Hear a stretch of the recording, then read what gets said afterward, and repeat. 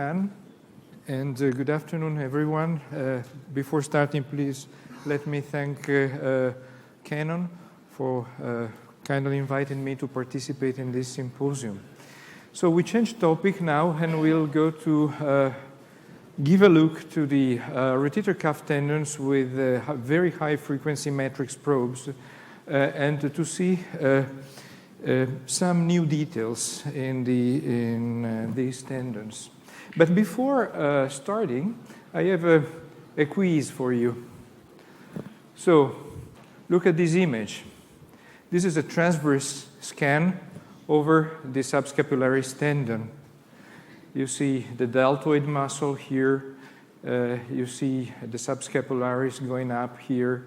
And this is the anteromedial aspect of the humerus. No? You see there is a more flattened part here, a bit concave part. And this latter part is invested with some cartilage. I would like to ask you, where does the subscapularis tendon insert? If you consider this image, does the subscapularis insert into A plus B, into A plus B plus C, into B, or into B and C? Tell me. Raise your hand, please. So, if you believe that the insertion of the subscapularis is just A, how many here in the room? 1, 2, 3, 4, 5, 6, 7, 8, 9, 10, 11, 12. Okay. A plus B. Same number, more or less. A plus B plus C. I can kill you. The subscapularis cannot insert in an area covered with cartilage. I said to you before that the convexity of the humerus here is invested with cartilage. How many people here in the room believe that the subscapularis insert into B, only B? No one. Wow. I'm happy. B plus C. Okay. So do you know which is the correct answer? A. Just A. And now I have a second question for you. So you see the same image. It's not a different one. It's the same image. You see the same landmarks. And now, if you look at the tendinous area, you can distinguish some layers here. Number 1, it looks hyperechogenic. Number 2 is a bit anechoic here and more fibrillar when its orientation is perpendicular to the beam. And then we have a deeper layer 3. So which layer or which layers is or are part of the subscapularis tendon in this image? Remember that this image is obtained in the mid-lower third of the subscapularis. Is the subscapularis just 1, the layer numbered as 1? Is just 2, 3, 1 plus 2, 2 plus 3, 1 plus 2 plus 3? Tell me. Tell me if you believe that, how many people believe that the subscapularis is just the layer number 1? How many? No one. Okay. Number 2. 3 guys. Number 3. Couple of persons. 1 plus 2.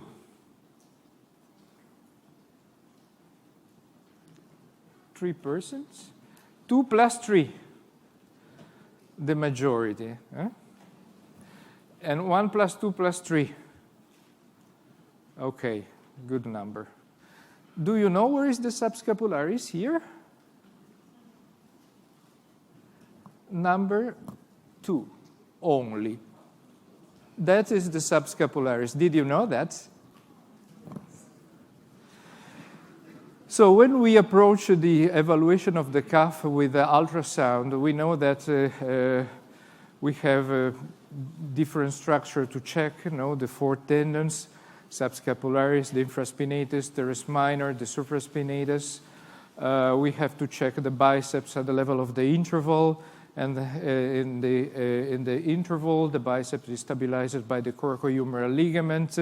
The ligament receives some fibers from the superior glenohumeral, and these are the structure we look at. But we forget that deep to this structure, we have other important structures, and they are the capsule, the glenohumeral joint capsule, reinforced by some ligaments, and we have the middle glenohumeral, the inferior glenohumeral ligament. You can see the same an anatomical view of the internal part of the glenohumeral joint after dissecting the humerus out. And you can see all of the structure, the rotator cuff tendons, but we also have other internal structure. The question is, can the glenohumeral capsular complex be distinguished from the overlying tendons with ultrasound or not? Especially in the light of the advent of the matrix transducer, characterized by very, very high spatial resolution. The capsule is easily visible using an axillary approach. And when we place the probe at the level of the axilla and we invite the patient to elevate the arm, to abduct the arm, this is the image. You can recognize the shape of the humerus. This is the neck.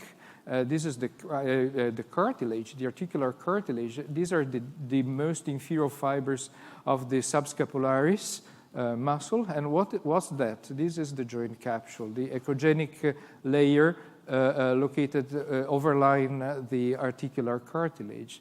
And we can use these images to understand in patient with adhesive capsulitis if there is some capsular thickening at the level of the axillary pouch. This is an example in which the capsule may appear thickened. Of course, these kind of patients are not able to abduct, but even with the limited degrees of arm elevation, you can insert the probe in the axilla and you can demonstrate the capsular abnormality. It's very important when you do that you check the contralateral side in the same position, not like this.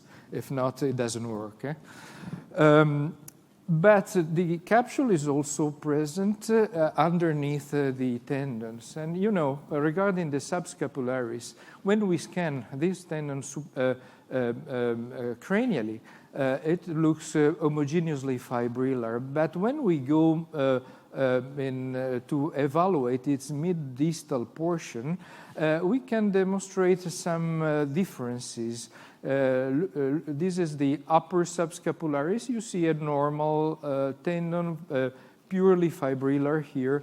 But in this image, you see a superficial fibrillar structure here, and then a deeper non-fibrillar structure going to insert at the level of the concavitive bone here. So this is the tendon of the subscapularis. This is the joint capsule.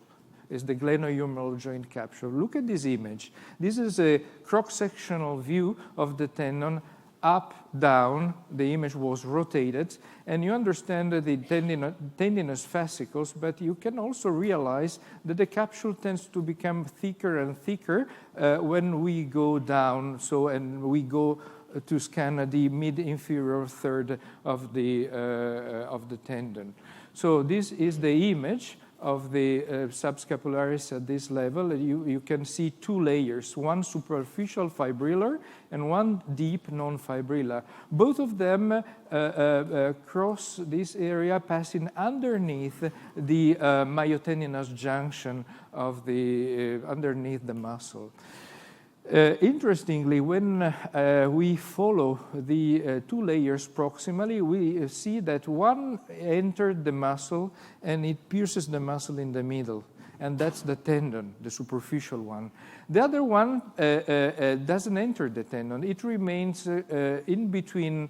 It doesn't enter the muscle. It remains in between the muscle and the convexity of the humeral head, and then it will go more medially to reach the top of the anterior labrum, as you can see here. So this is not a tendon. This is a capsular structure. No relationship of this structure with the overlying muscle. Try to use this kind of position the position we conventionally use to scan the anterior labrum to demonstrate this image. And you will see that the two layers are diverging. One will enter the muscle, the other one no.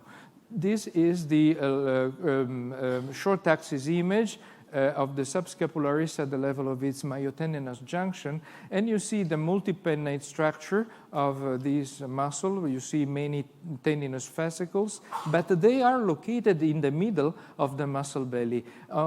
Deep to the muscle, we have this very thick band, and this is the joint capsule. If you have perform MR arthrography, it's easy to understand that the tendon of the subscapularis are not located underneath the muscle, but they are located just in the middle of the muscle belly. So given that, we injected some latex in between the two layers, in between the deep and the superficial layers. And this was the result. So you see the latex here in green. And after some dissection, it was possible to realize that the two layers are separate, and the superficial one belongs to the tendon, and the deep one to the capsule. So you can see the subscapularis, the multipennate structure of the subscapularis here. You see that the tendon becomes stronger proximally, cranially, and the slits of the tendon are thinner in a more distal position. So look at this image. In this image, you see the two layers, no? This is the capsular layer, and this is the tendinous layer. So they are completely separated at that level, and they also have a completely different insertion. So some authors published recently a paper, an anatomical paper, showing the attachment of the capsule into the humerus. And this is a schematic drawing in which you see the cartilage-invested part of the humeral head is convex. You can recognize the area here. This is the lesser tuberosity, and is also the subscapularis footprint. But what is important to realize is that in between the insertion of the subscapularis into bone and the cartilage, we have bare bone. We have an area, and the red area is the area for capsular attachment. So this author calculated the width of the capsular attachment at different levels, starting from the axillary pouch. And at the axillary pouch, as you can see here, the attachment of the capsule is very wide. 17 millimeter is much. Then going up and following the subscapularis from inferior to superior, they realized that the area of attachment of the capsule becomes smaller and smaller, 10 millimeter, and at the superior edge of the subscapularis insertion, it becomes 5 millimeter. So this is what happens basically. The layer numbered as 1 here is the tendon, and this tendon attaches into this area. The rest, the layer number 2, is the capsule, and the capsule inserted in the area that appears a bit concave here. So we have two different areas of insertion. This is the tendon footprint, this is the capsule footprint. So this is the tendon footprint, and this is the bare area, the area giving insertion to the capsule. So this is a cranial view of the humerus. So remember this point. So when we scan the subscapularis, especially especially when we are in a mid-distal position, what we see is not just the subscapularis, but we have a definite, very thick capsule. There is also another paper published recently in the literature, and they used micro-CT to assess the capsular thickness at different levels of the glenohumeral joint. No? This is the specimen, and this specimen may resemble a necklace. No? It comes from anterior to posterior, and you realize here that the capsule is very thick at the level of the axillary recess, but is thicker at point where it is not covered by tendons. No, because tendons are intrinsically stabilizers. No, and so the capsule becomes a bit thicker at the boundary between the infraspinatus and the teres minor. And if we refer to the subscapularis, is thicker at the level of the lower edge of the tendon, and it becomes thinner more cranially. There are some implications, some clinical implication related to this finding. Trying to scan the subscapularis in patient with shoulder instability after anteroinferior shoulder dislocation. Not uncommonly, you can see a thickened capsule, very heterogeneous, whereas the tendon may remain completely normal. Another clinical setting may be represented by the adhesive capsulitis. Of course, adhesive capsulitis, you know, one of the typical signs is the thickness of the capsule at the level of the axillary recess. But when you go more cranially and you check the anteroinferior part of the joint, you can also see some capsular thickening. This was the corresponding image I presented before. And now I would like to demonstrate very, very quickly the structure of the subscapularis.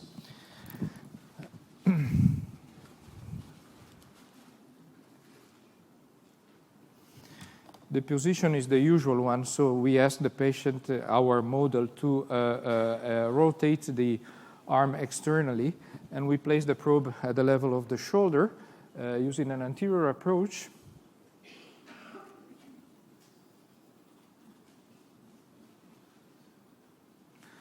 So look at this image. What's that? This is the tendon. What's this? The capsule.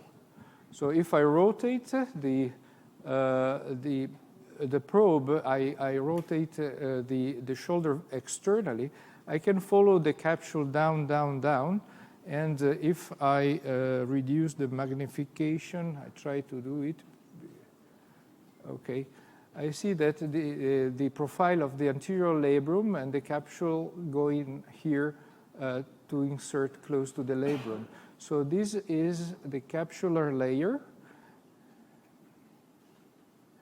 And superficial to it, I have the tendon. Now I try to place the probe like this. And I see the tendinous fibers going from this area more laterally. And they will, I can see the fibers as they insert at the level of the footprint. So this is the footprint for tendon, and this is the capsular attachment that is a bit more medial than the tendon footprint.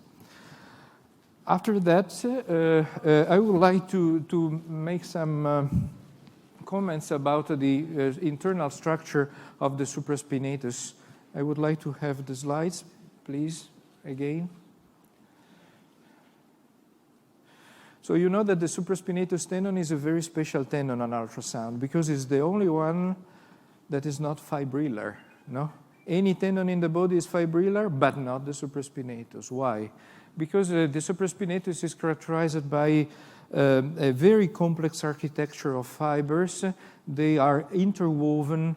You know, the supraspinatus and the infraspinatus form the cuff.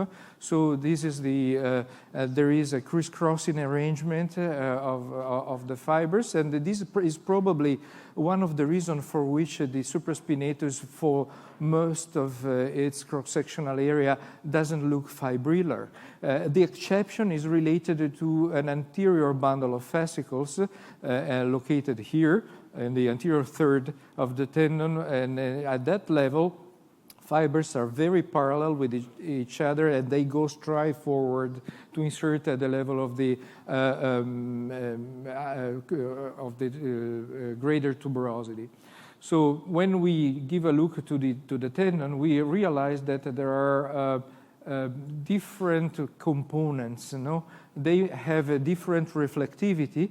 This is the cylindrical bundle. No, is the only part of the supraspinatus characterized by anisotropy. You see, it becomes black and white. No, as a strong bundle of fibers. The rest of the tendon is not really anisotropic. If you refer to anatomy again, I would like to suggest you to read this article published many years ago in 1992 on a Journal of Bone Joint Surgery. And this author published an histological paper identifying 5 main layers at the level of the supraspinatus tendon. The first layer is related to the fibers of the coracohumeral ligament and is located superficial in the tendon, as you can see here. This is the biceps. The second layer is the layer of the cylindrical bundle of fibers. So we have closely packed parallel fibers grouped in large bundles. They may be cylindrical and very anisotropic anteriorly, but there is also a more dorsal component that is less anisotropic, but probably belongs to the layer number 2. Then we have a layer number 3 in a deeper position, in which fascicles are smaller than in layer 2, but they lack a uniform orientation. So the fibers here change their orientation. They probably at that level we have some interwoven structure with the fibers coming from the infraspinatus.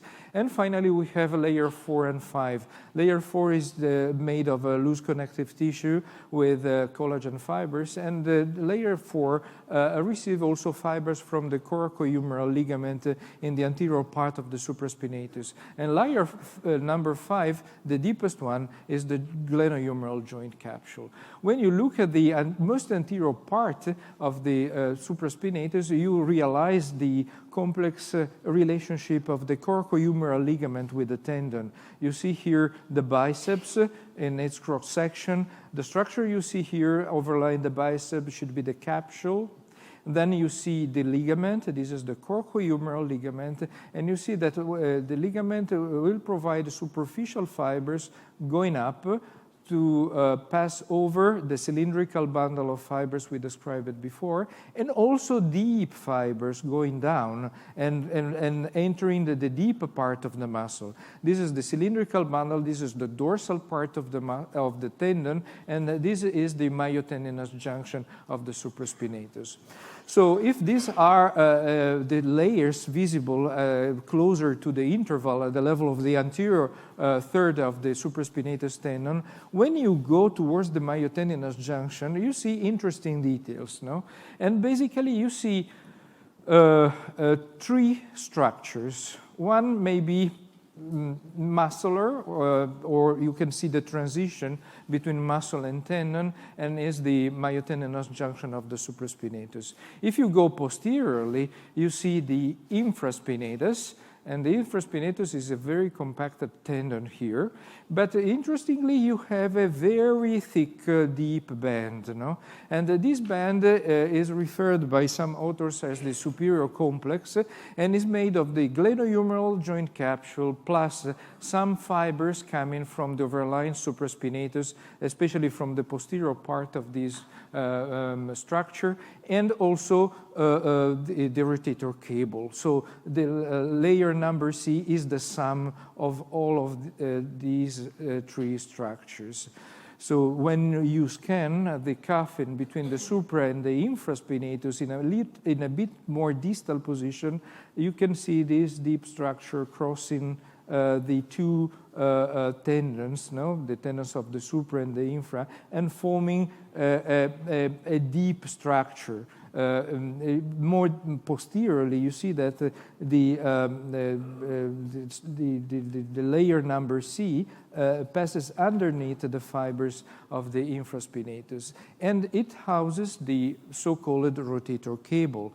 But the rotator cable is not an isolated structure; it is a structure embedded with fibers of the supraspinatus, with the joint capsule. You know the function of the cable is believed that it may be a retaining structure in cases of full thickness tears of the supraspinatus, and in some instances it may be visible as a fibrillar cord passing from the level of the interval posteriorly to the undersurface of the infraspinatus.